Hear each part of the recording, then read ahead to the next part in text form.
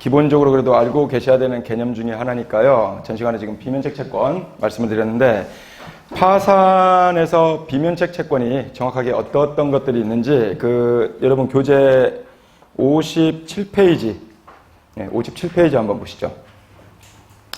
그래서 기본적으로 이 내용은 정확하게 알고 계셔야 됩니다. 그래서 57페이지 보시면, 비면책 채권. 그래서 비면책 채권이 이제 어떤 것이 있는지 이제 실무상 문제되는 것들을 몇 가지를 보면, 그래서 면책의 효과는 별채권이나 재단 채권에는 미치지 않지만 파산 채권에 대해서는 그 전부에 미치는 것이 원칙인데, 이제 법에서는 비면책 채권으로 인정하는 것이 몇 가지 있습니다. 이는 이제 공익상의 필요나 사회적 요청에 따른 정책적 이유에서 이제 비면책 채권으로 만들어 놓은 것들이 있는데, 첫째가 아까 말씀드린 이제 조세채권. 그래서 국세나 지방세. 그 다음에 4대 보험료.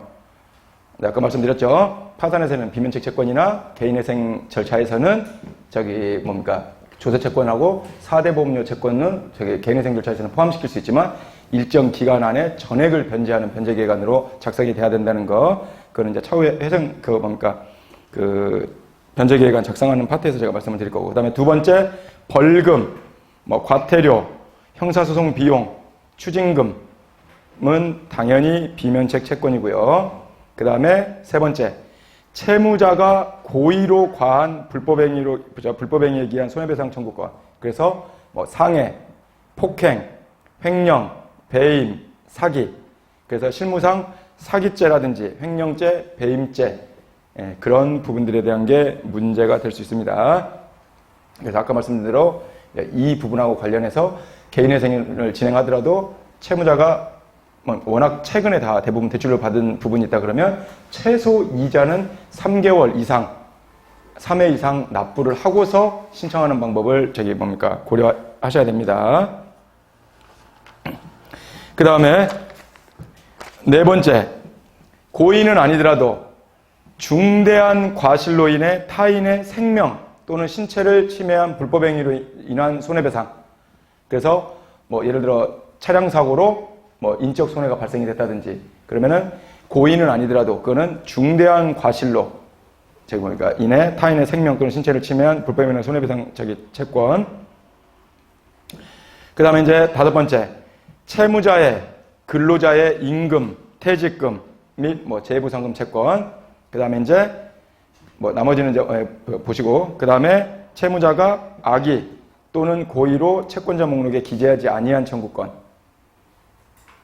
그래서 아까 말씀대로 과실로 채권자를 누락했을 때는 면책 확인의 소송이라든지 청구의 소송으로 면책의 효력을 다퉈볼 수 있다고 말씀을 드렸죠. 그래서 그 다음에 이제 여덟 번째, 채무자가 양육자 또는 부양 의무자로 부담해야 하는 비용, 양육비라든지 그런 부분들은 비면책 채권입니다. 그 다음에 이제 실무상 조금 문제가 되는 게 이제 아홉 번째 보시면, 학자금 대출이라 그래서 한국장학재단에서 학자금 대출 받는 요즘 흔히 있죠. 그러면 한국장학재단의 학자금 대출 같은 경우는 파산에서는 비면책 채권입니다. 그런데 개인회생에서는 그냥 일반 채권하고 동일하게 취급한다고 보시면 됩니다. 그래서 한국장학재단 학자금 대출 채무도 저희가 흔히 볼 수 있는 개인회생에서 채권 중에 하나입니다. 그래서 아홉 번째, 취업 후 학자금 상환 특별법에 따른 취업 후 상환 학자금 대출 원리금, 즉 한국장학재단 학자금 대출로 파산에서는 비면책 채권입니다. 그러나 개인회생에서는 그냥 일반 채권하고 동일하게 그냥 취급이 된다고 그냥 그 정도로 이해해 두시면 되겠습니다. 그래서 이와 같은 면책 제외 대상 채권은 채권자 목록에 기재할 수 없으며, 설령 채권자 목록에 기재해서 면책을 받았다 하더라도 당연히 면책 효력이 발생되지 않는다고 말씀을 드렸습니다. 그래서 이제 이 비면책 채권 정도는 잘 이해를 해 두십시오. 그러면 교재 부분으로 돌아와서 3페이지 한번 보겠습니다.